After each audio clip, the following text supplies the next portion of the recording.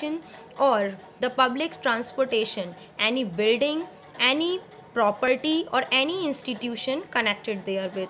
The person shall liable to be punished for a rigorous imprisonment that is not less than 6 months, but which may extend to 5 years, and shall also be liable to fine. The judge, at the time of giving judgment, reduce the sentence less than 6 months and also give a reason recorded in a writing. Section 4 is mischief causing damage to public property by fire and explosive. Any person who commits an act that has been provided under Section 3 by fire or explosive, the person shall liable to be punished for a rigorous imprisonment which is not less than 1 year, but which may extend to 5 years, and shall also be liable to fine.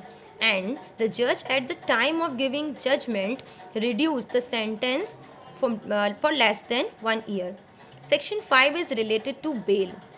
So any person who is accused or convicted under Section 3 and Section 4 shall not be released on bail or on his personal bond unless an opportunity of being heard has been given to the public prosecutor.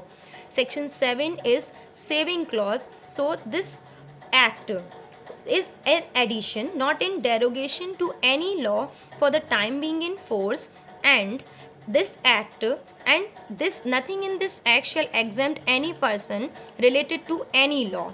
Next is Section 7, that is repeal and saving. So the Prevention of Damage to Public Property Ordinance number 3 1984 is repealed. Subsection 2 is related to the savings. Any action that has been taken under the ordinance before the commencement of this act shall be taken in the same manner that has been provided under this act.